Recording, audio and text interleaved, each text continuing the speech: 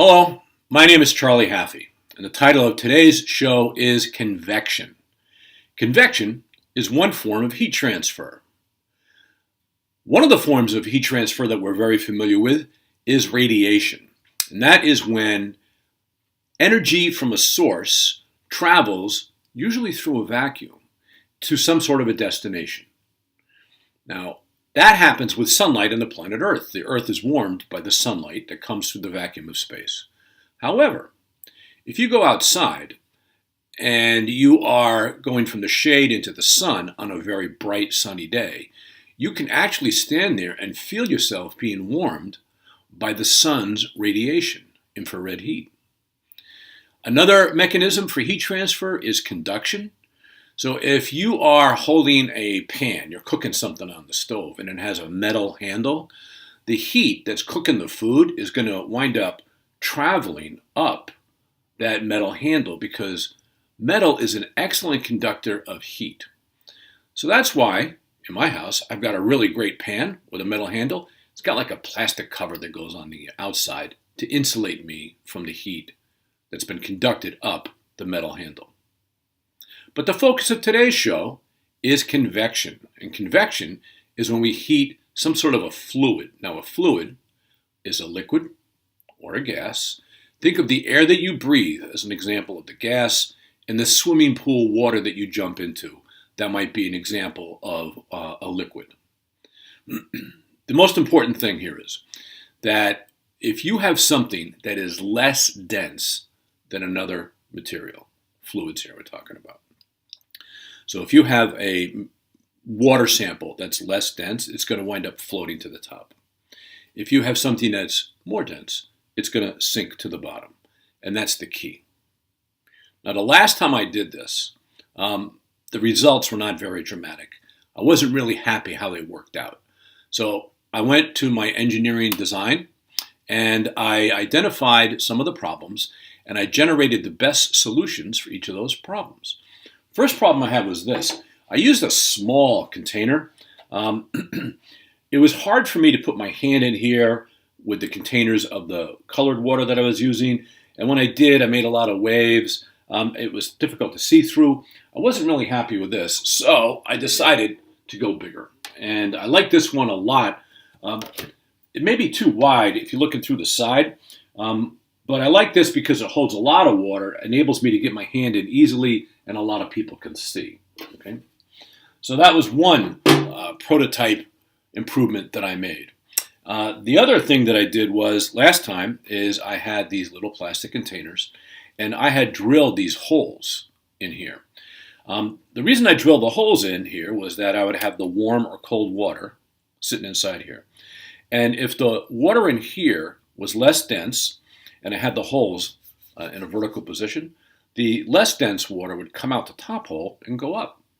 And then the water that was in the container would go in the bottom, and then you would see the water flowing up because it was less dense. If the water in the container was more dense, then the water inside would come out the bottom hole, and then the water in the container would go in the top to take its place. Okay, I didn't like this after we did this because I found out I felt like the container was too small and the holes weren't big enough. I wasn't getting a dramatic enough effect. So I did this. I got a bigger container.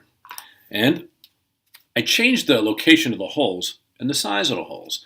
So now that has a hole right in the middle and there's a hole on the bottom here. So there's a bigger distance between where the two holes are, and that makes it easier for the less dense liquid to come out the top or the more dense liquid to come out of the bottom. And I think with all these changes, they address some of the problems that I had, and I think this is going to work out nicely. So we say that anytime in science, we say that anytime we have a container of a liquid, water, and we're going to submerge some objects into it or float some on top of it, we call this the bath. So I will refer to this as the bath, and the water in here will be the bath water. Now the bath water that I use today, I tried to keep about room temperature, and I made that to be about 68 degrees Fahrenheit. That translates to about 20 degrees centigrade. And then I used some food coloring and some water, and I used the green food coloring for the warmer water. And what I did is I ran the tap in my kitchen until I got water that was comfortably warm. I didn't want to use any water that would be too hot, so I just ran some water until it got warm, right? And then I used that water. And that water was 110 degrees Fahrenheit, which turns to be about 43 degrees Celsius. Then I took some other water and I put it in the refrigerator, and I colored that red. And the red cold water had a temperature of 42 degrees Celsius. 42 degrees Fahrenheit, and that translates to about 9.5, 10 degrees centigrade, depending on how you want to round that off, right? So what I want you to do, I want you to watch my first attempt at putting the warm water container into the room temperature bath.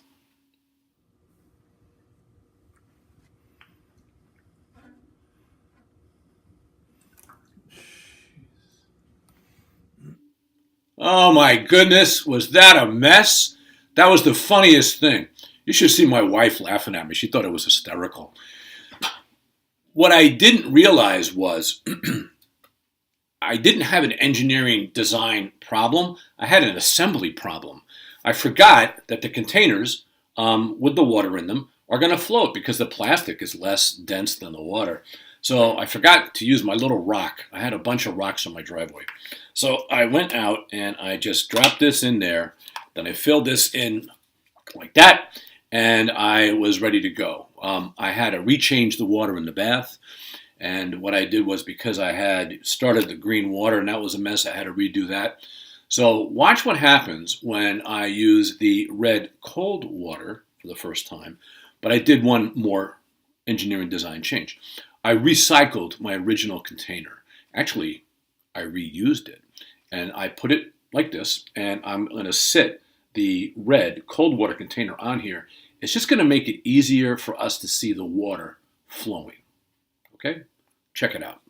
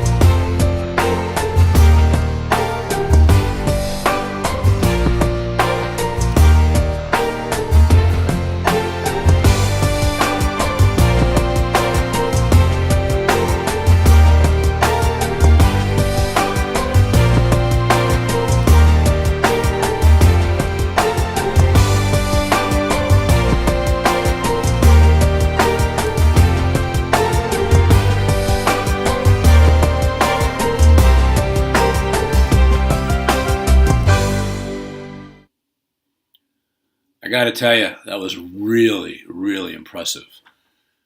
Did you see the wave of cold water that went through the room temperature water? I like that a lot. That was really nice. If you didn't see that, go back to the beginning. It won't take long. So now what I'm going to do is I'm going to use my green warm water.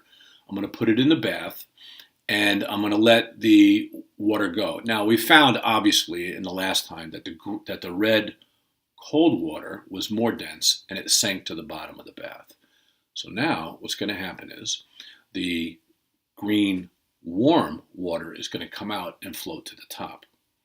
And in a convection current, when water gets warm at the top, it usually cools off from a variety of ways, and then it starts to come down.